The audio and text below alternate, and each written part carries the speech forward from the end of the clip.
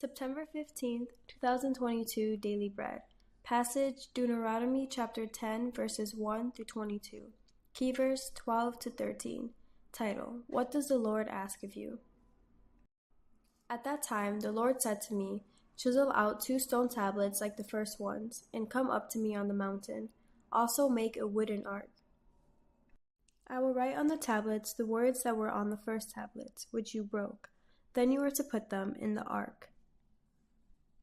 So I made the ark out of acacia wood and chiseled out 2 stone tablets like the first ones. And I went up on the mountain with the 2 tablets in my hands. The Lord wrote on these tablets what he had written before, the 10 commandments he had proclaimed to you on the mountain, out of the fire on the day of the assembly, and the Lord gave them to me. I came back down the mountain and put the tablets in the ark I had made, as the Lord commanded me, and there they are now. The Israelites traveled from the wells of Bnei Jacan to Mosera. There Aaron died and was buried, and Eleazar his son succeeded him as priest. From there they traveled to Gudgodah and on to Jotbathah, a land with streams of water. At that time the Lord set apart the tribe of Levi to carry the ark of the covenant of the Lord, to stand before the Lord to minister and to pronounce blessings in his name, as they still do today. That is why the Levites had no share or inheritance among their fellow Israelites. The Lord is their inheritance, as the Lord your God told them.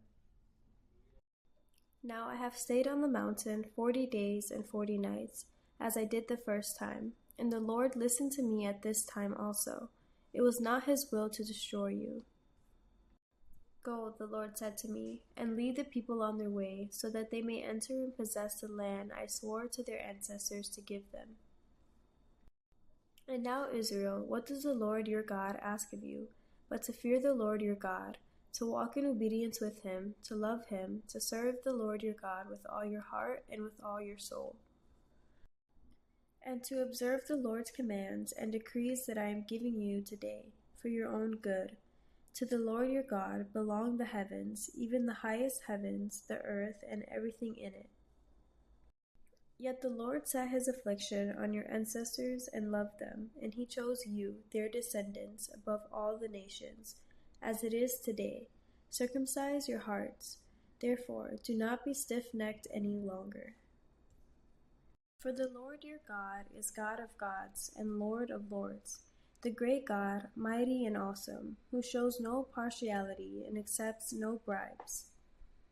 He defends the cause of the fatherless and the widow, and loves the foreigner residing among you, giving them food and clothing. And you are to love those who are foreigners, for you yourselves were foreigners in Egypt. Fear the Lord your God and serve him. Hold fast to him and take your oaths in his name.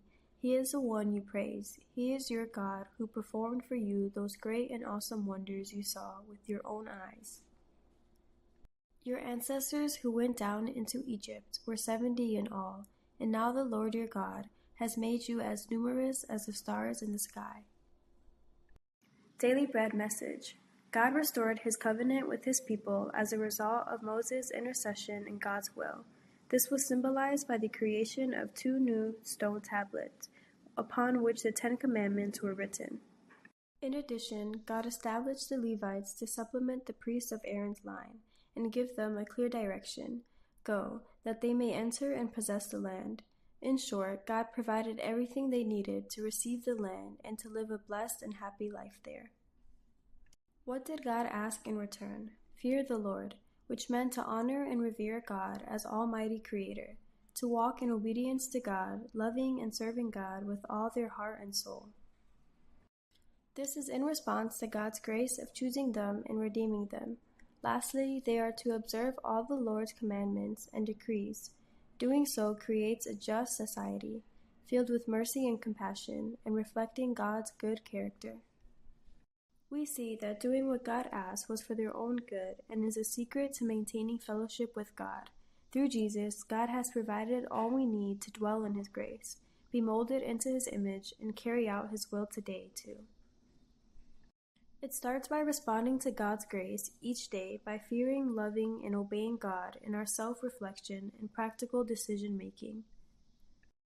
Prayer. Father, thank you for providing all I need through Jesus. Help me do all you ask today. One word: fear, love, and obey our God.